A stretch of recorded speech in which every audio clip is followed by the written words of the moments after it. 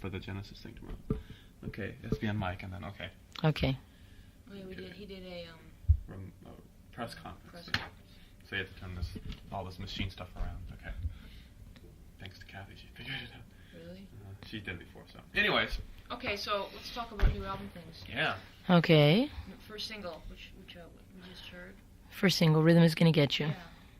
Who wrote that? Okay. Well, the first single, Rhythm Is Gonna Get You, was written by Kiki Garcia, our drummer, and myself. What happened, he had written some of it with different lyrics before, and he got stuck, which happens a lot to writers. And he gave it to me. I remember we were doing Miss Universe in Panama, and we're sitting backstage singing this thing, and he's playing on his leg, his favorite instrument. And he just sang it to me, and he said, please see if you can finish this, because I'm kind of stuck. So then I took it, and while we were on the road, I finished writing it. And the idea for all the chants and things actually came when we were in the studio, that we were looking for something to give that kind of feel to the tune, because we were looking for very rhythmic, very percussive type things, and we thought that we would do that with vocals also. So that's where all the chants and things that people could repeat and just have fun live. So that's where that tune came from, and it really didn't get picked to be the single until the last minute on the album. It was going to be Bet You Say That to All the Girls, and that's going to be the second single now, but Rhythm was after they heard it, the record company heard it, they said no, that this is the first single. Besides, Conga had been since '85 that they hadn't heard anything like this, so that's why we picked that one. Yeah, is that everybody in the band there chanting?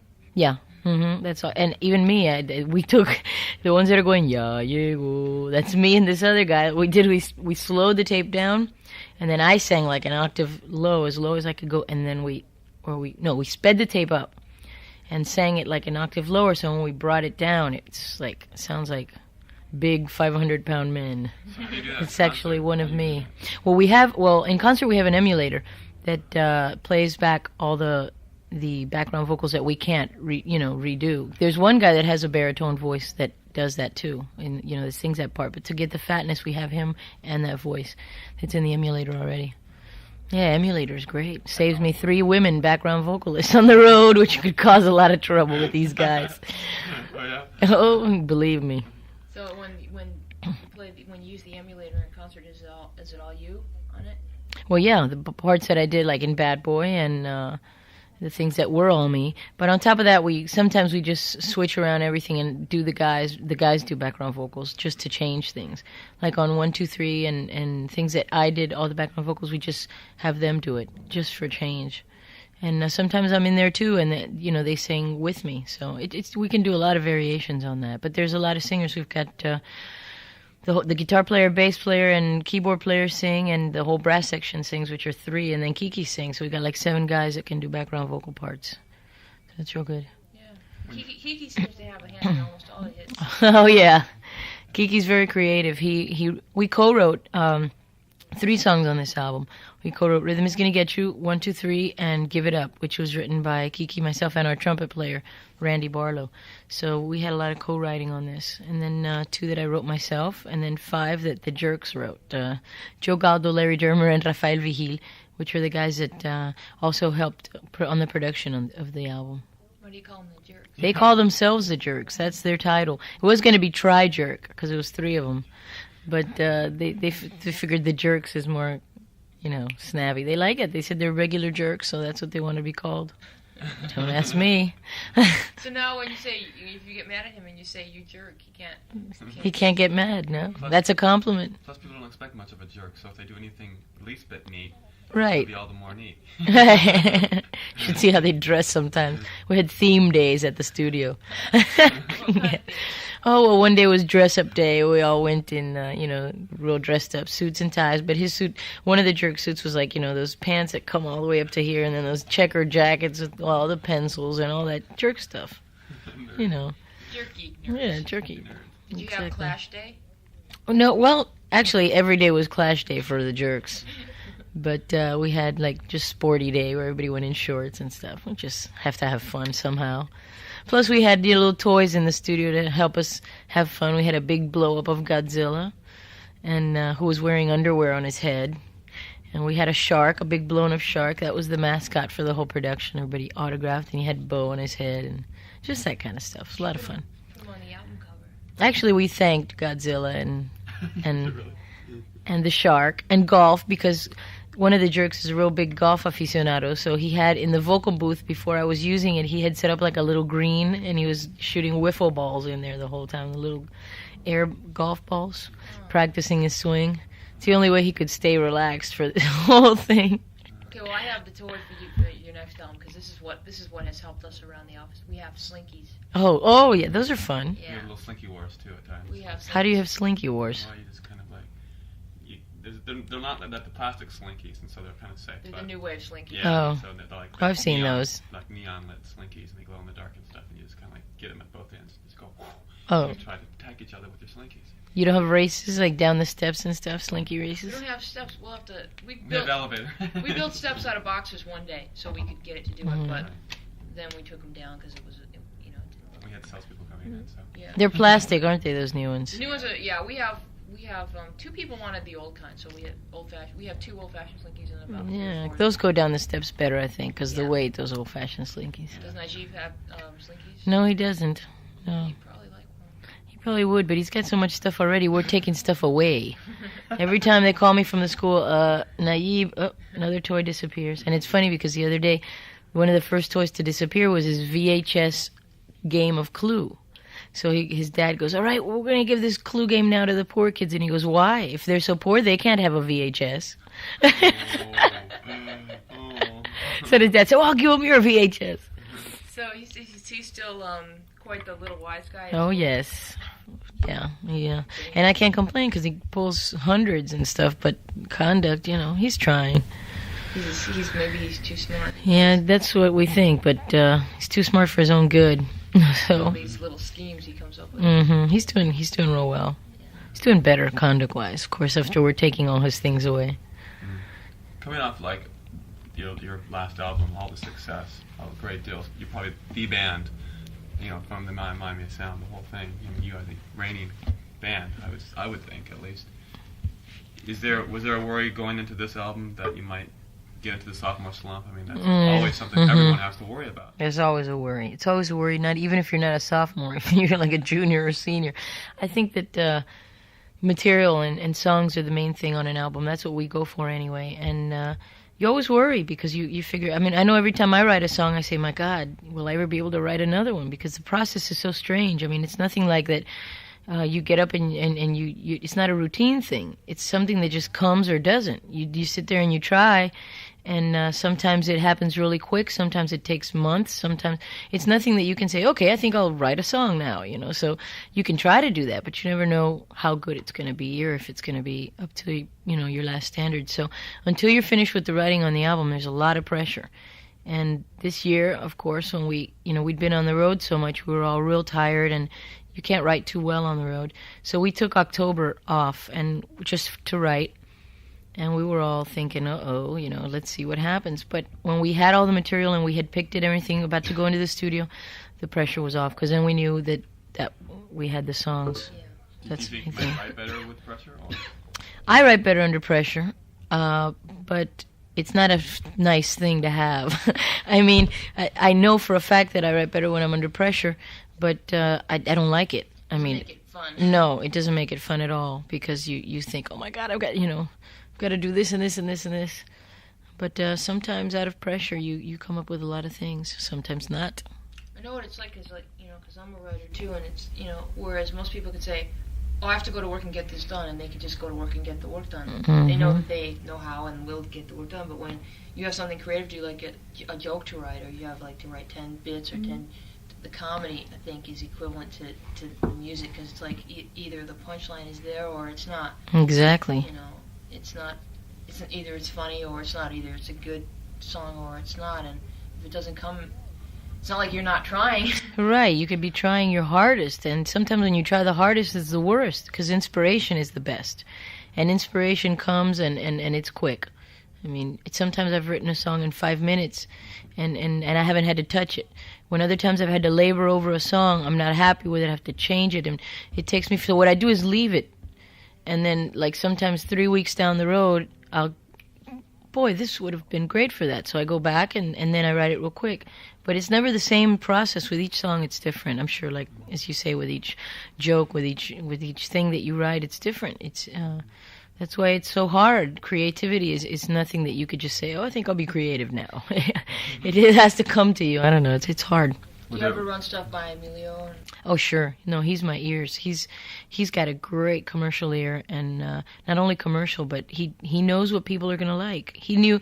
I know on this album, there's a song called 1, 2, 3 that we were really wondering, should we put it on? Should we not put it on? Should we put it? Because it's really like very pop and very, it's a very simple tune, and very catchy. And Emilio goes, that song's a hit. That song is a big hit. And we say, well, we'll put it on. What the hell?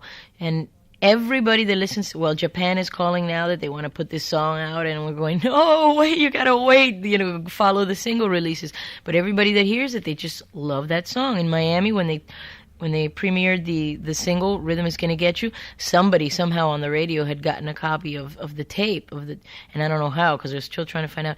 And all of a sudden I hear 1, 2, 3 on the radio. I go, what's going on? We called the record company, and they put a stop to it. But still, it was like everybody goes. I remember Judas Priest was doing their new live album downstairs, and we were working upstairs, and it was funny because we had a poster of them and they had a poster of us, kind of so we could get cross vibes. And they had kind of decorated our poster, and it said, they fixed it up and they said, featuring the heavy metal debut of The Machine. And then I had like black lipstick and they had painted leather stud, bracelets on me. And the producer came up and he goes, boy, I love that song 1, 2, 3. And this guy's a metal metal producer. We're going, no, it's a nightmare. But Emilio has great, he knows. He just has an uncanny ability. So do you think you'll wait till the third single for that one? I don't know what they're going to do, but it's definitely... I think we always try to do that, but we try to put 10 hits on an album. That's impossible, of course, because 10 singles never get released. But we try at least for the entire album to be real strong. And I feel that there's a lot of possibilities for singles on here. It just depends on your taste. I mean, it all depends on who picks the singles, which ones they like. So I don't know what'll happen with that. But another reason why Emilio's so good is because he's very honest, too. If with stinks, he'll tell you. Or if something can be better, he'll tell you. And he's a great measure for hits. And what is the deal here with the record company? Do they say, Gloria, on this album, we're going to make you a star. We want everyone to know your name, because now it said in R&R, it says Gloria Esteban. You're right, that's the new title. Yeah, it wasn't my idea. I didn't think so when I saw it. It was not my idea. As a matter of fact, when they gave me the album cover, that it had Gloria Estefan like this big, and then Miami Sound Machine go, wow, no, can't you make my name smaller? I go, I'm really shy about that. And what happened was that they did want a name identified with a face, because I was on the cover of Primitive Love. I'm on the cover of usually the picture image of the band, because there's so many people. I mean, when you take a picture of 10 people, you can't remember anybody. So since I'm the only girl in the group and the lead singer and then one of the originals, they said, okay, we're going to go with your image so that people can grasp it real quick, but didn't have my name. So they figured, well, the natural thing now is, for people to know your name. I wanted it to be, when they told me that my name was going to go on, Miami Sound Machine, featuring Gloria Estefan or whatever. They said, no, it sounds better the other way. I go, no, why? What is it now, Gloria Estefan and Miami Sound Machine? Yeah, and Miami Sound Machine. And Emilio thought that was cool? Emilio loved it. Are you kidding me? He doesn't care. Yeah, he wanted it that way. The guys don't mind. They really don't mind, because if it would have been somebody else's name, like one of the guys or something, they would have, but they never had it all along. So they're real cool about that. They don't care. Yeah, I can sort of understand that, because, you're the star of the videos usually. And people, everyone knows, that's the Miami Sound Machine girl. I don't know what they call you, because we being in the industry, we know who you are. Right, so exactly. What they're thinking, but... Right, the singer from Miami Sound Machine. Yeah. Right, so they wanted there to be an identity, because they figured Miami Sound Machine sounds so generic. They also didn't want anybody to think it was a production-type band. There wasn't a real band. So that helps also to establish kind of a personal thing. I like the metal thing, The Machine. The heavy metal debut of The Machine. They had all the guys I had a tattoo that said Emilio on my knuckles. They put this, it was really fun. What did you do to their poster? Did you do anything to it? We couldn't, because they were all metalled out, unless we started painting preppy shirts on them or something. I don't know. What could you do to the priest? Flowers in their hair or something. No, actually, we called them the priest. Yeah, change that to the priest. golf. Joe used to play golf with the guys from the Priest. You know, kind of the image is a little different there. The Priest playing golf. Priest and knickers. Yeah. They're real nice guys, and their producer Tom Allen's great. Where was it that you were in Miami doing? Criteria, yeah. We So might work together sometime. we were thinking of doing a duet. You know, we were wondering how we could work this out, but On the road together. maybe. Interesting mixture of clientele. Can you imagine? I can't really. You would get like everyone in the world just because you'd have that whole side of the world and your whole side of the world. Yeah, I'll tell you, it'd be very interesting. Yeah. But it was fun. It was a lot of fun. You have some interesting tailgate parties in the parking lot. So do you know, having the gloriae Estefan, Right. So Rick Having- always says Esteban. I know. And then that's because That's it's it. I'm tired of correcting him. American Yeah, slang. he tries to be Spanish. He tries to say Esteban. Yo soy mexicano, Instead of yo. just saying Stefan. But anyway, I corrected him like 5 times a night. It doesn't matter because really that name was made up too because what it really is, it's a Lebanese name. Right. It's Sven. And when my husband's family went into Cuba, they couldn't pronounce it, so they gave him the closest thing to it, which was a Stefan. Right. It's just all the vowels all together. Where you gloriae Estefan. Yeah. What was your name before you got married? What was your name? Fajardo. It's even harder than Estefan. And it's with a J, though. So Americans call it Fajardo. Yeah. That probably gets on your nerves. No, it doesn't matter. I like Estefan better. Yeah. But Yeah. anyway, back to my question. Yes, we were Basically, being that once you become identified as such, it seems to, in the mind, not on paper, but in the minds of the people and maybe record companies, that you're free to do other things as go sing on a duet Myself. with George Michael or Right. Paul Simon. I don't know, just someone, I mean. I don't think Paul Simon did. Yeah, I don't think so. You know what I'm saying? Yeah, I know you're what you free mean. You're free to go off and do stuff. It seems that way in the minds of people. At least when I see something like that, it tends to cause those kind of. She's gonna be on Well- Dance Fever and she's gonna what else? I can be on Hollywood Squares. That's right. That's it. So basically, it gets down to us. Will you be in the Hollywood Square? Well, John. Well, that's it leaves a lot of possibilities open, I gather. But I don't know. Right now, we're going to be touring for an entire year, and we're going to be so busy that right now, I don't see anything in the near future like that. You never know. I mean, if the opportunity arises. But what tends to happen, we got offers to do duets before this album came out, which I, with pain in my heart, had to turn down only because, I would have loved to. It was Maurice White, I would have loved to because I'm a big fan. And Apollonia also, I was going to do something with her. The thing is that when you do a duet and you have an album being released at the same time, if all of a sudden they start playing your duet, they can't give airtime to your single. And it depends on, sometimes they'd rather choose something that's two people that, that are in the music field together as opposed to one or the other. And you could really kill an album like that. That would be really the whole group.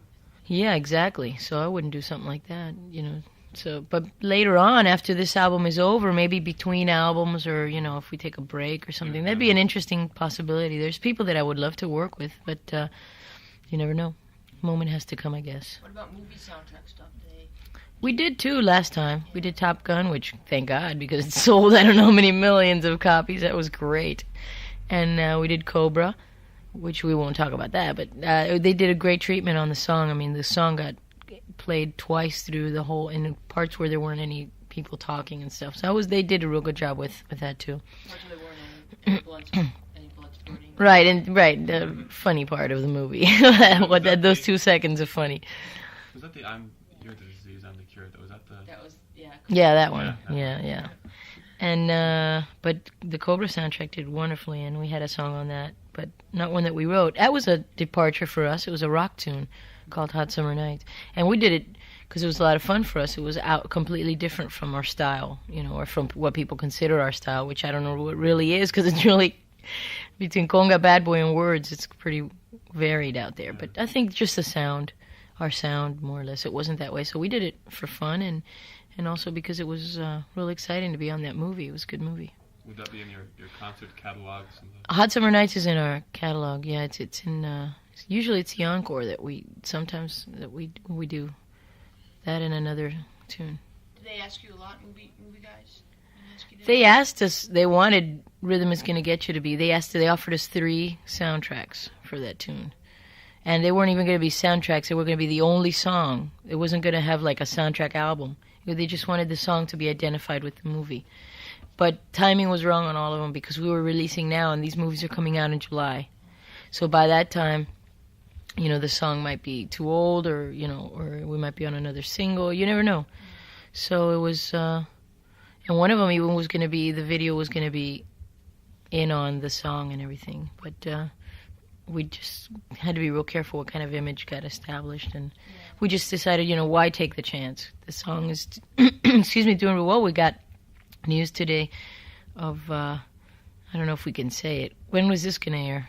This will air starting next week. I'll send pieces Oh, of it out. great. Well, then I could tell you it's 66, came in on the chart 66 with a bullet. And it was debut. It was the highest debut on Billboard and the highest debut in R&R. So that was real good. Thank you. Yeah, most added in the whole country. Most added tune. Yeah. Well, it was most added. Yeah, it was saw most added. Yesterday. Right. I saw that. So that's real good. That's why we're here today. Otherwise, we would have said Shine It. Forget it. If you only got 70 ads, then we would have to postpone this until You would have something really gotten happened. whoever did. Yeah. Whoever got the most added, you would have been doing. Which would have been George Michael, because I think he was second in line. Yeah, what a title. Yeah, I want your sex. So you wonder which you want a part, or what is it exactly that you want? What sex, male or female? Because a lot of people have been wondering now. Yeah, it's those 2 big hoop earrings that. He's cute. Yeah, he's real cute. I've met him in person. He's cuter in pictures. Yeah, I interviewed Wham when Wham first came out, and then that was like about 3 years ago. As both of them you interviewed. Yeah. I thought Andrew was really cute. Yeah, and they were funny together. I mean, they were funny guys. Like they give each other a hard time. And, Right. I mean, they were really. It was a funny interview. They're very, very witty. I wonder what he's doing now, Andrew. Andrew. Race car He's driving. probably into movies. He was cracking up a bunch of race cars. See, people wanted him in the race car because it brought more fans to the event. But then after a while, he cracked up so many race cars. He finally said, Is that the motive behind it? "Oh, come on!" Was it? I don't know. Oh, sure. That's a whole promotional thing. Like they try to get the biggest tennis stars to be at their tournament. No kidding. Bigger draw. Really? Yeah, originally, he's no good at this race car driving. Okay. But we're going to put him in there. Yeah.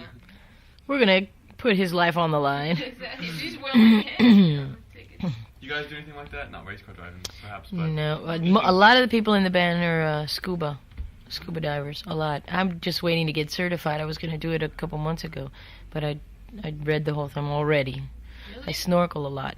Yeah, a lot of the guys are certified in the band. Well, you figure we live in Florida. What can you do? You swim.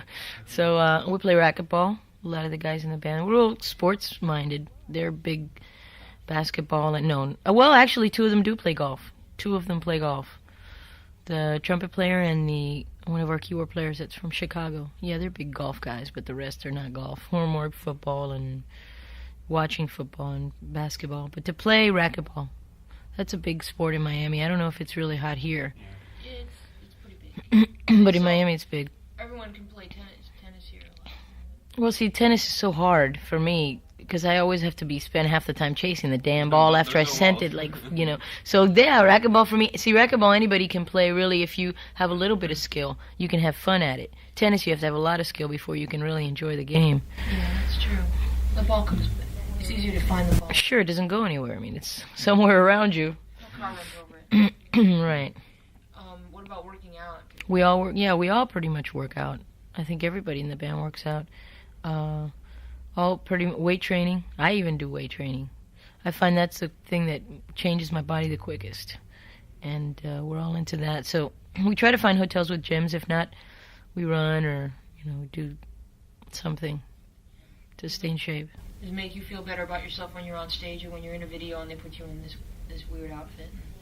Oh yeah, definitely. I mean, being a performer, you feel much better when you look better because everybody's staring at you. I mean, if you're up there and if it was another kind of job that really doesn't matter, it's not that big a deal. But when and even the camera, which gains you like 10 pounds, and everybody's looking at you, you're kind of establishing some kind of image. You try to look the best that you can. I mean, you try, but sometimes when you're on the road, it's hard. Junk food everywhere, and but we try. Now, how old is Naib now? Naib's going to be 7 in September. Does he want to sing on any of the albums? Not really. He's a ham. He says he wants to be a magician. And he's real in tune, though. He's taking piano, and he loves music. He's going to be on tour with us now. I'm going to take him to the Orient, but just so he can be with me, because I'm going to be gone a month there. So I'm taking him with me there, and he's spending a lot, since Emilio's not on stage anymore. Emilio's just producing and backstage, yeah. Because he's going to be doing now 4 songs for Clarence Clemens. He's producing that in Miami, and he's getting a lot of offers. And that's what he enjoys. He enjoys the business aspect a lot more than the performing. And what was happening was he'd be on stage and he'd be desperate because something was going wrong with either the lights or the sound, and he couldn't get off stage in the middle of the tune. And he was just, what he really enjoys is the production end of it. So now that we can, besides the fact that we don't want to leave Naib alone, and now he's in school. And I'm not going to drag him around with a tutor, because he's going to spend his life with 15 men and, no kids, and it's too much of an abnormal life as it is. So we want him to have his schooling. So Emilio will stay in Miami doing productions and working on other things, and then on the weekends he'll meet me wherever I am on tour with Naib. So that he can at least have one parent. Because, we have the grandparents and stuff, but he's already at an age where he really needs one of his parents. Right. So... we made that decision, and he's working on that. So Naib will be out. He's out the board with his dad, helping him out and stuff. Really? Is he learning all that? Yeah, he's learning all kinds of stuff. He really likes it. And he's funny because he comes backstage and he'll bring me little friends to meet me and stuff. And then he'll say, "Okay, she'll be ready in like 5 minutes." And I just wait out there. It's really, he loves that whole thing. He's a little domineering little kid. So he loves that. He likes the attention that he gets. Oh, sure, and he's starting to enjoy the whole aspect of it now since he's older. Before, it was just like the excitement really, got him out of control. But now he's really learning, how to be around that whole thing, and he loves it. He loves getting on stage at sound checks and playing Kiki's drums and playing the piano. And he likes all that. After seeing that, did you ever wish you were maybe with the child of famous singing parents? No, not really. I think the best thing that I had was the fact that I had I wasn't really a normal childhood because I was an army brat, so we moved around a lot. But I really liked, going to school and being a normal kid. I think that he can handle it because Emilio and I are very, normal people in the business. I don't think you'll find more normal people than not only us, but the guys in the band. Everybody's real down to earth, and nobody's caught up in all this hype that sometimes happens. So that's where he gets, the normality of it. But sometimes, if you let this take you, you can get in a lot of trouble. So what do you say to him when he starts acting like a big shot? Stop being a pain in the neck. I always tell him, I go, nobody likes a show-off. He really isn't a show-off because at school he doesn't even talk about it. Kids ask him for our autographs, and he'll tell me, and he'll take it to him, but he's not. I asked his teacher because I talked to her a lot. And she goes, no, on that side he's cool. He's never saying, oh, my mom did this or they did that and that. He always talks about, oh, we went to the park and, the normal things we do. He doesn't do that. He doesn't act like. But the day he does, I'll whack him because I hate that. I just hate that. I think that one of the most horrible things in the world is to think you're great. Because, that can go away tomorrow. So your self-esteem can't be based on what people think of you. That's right. And did you tell him stuff like that? Oh, sure. I tell him all the time.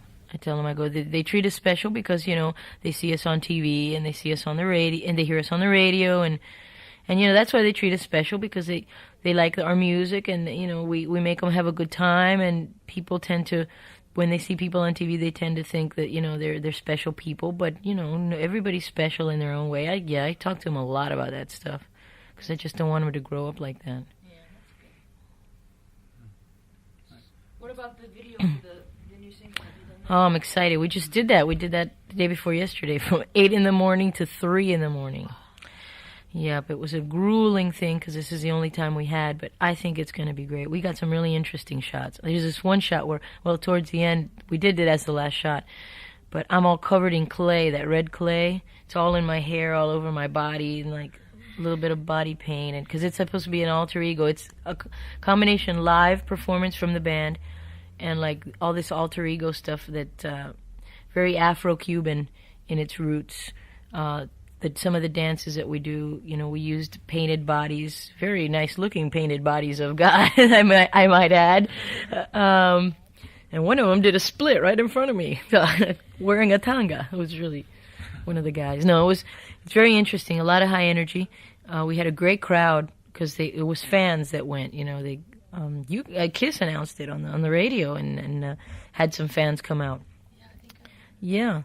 So we had great energy in the crowd. It was great energy because live performance really get into this. You remember to tell you how to do this little. Okay, I'm going to do a different level. Do you have to change it? Yeah, I'm going to do it more high energy. We'll get a couple of the open.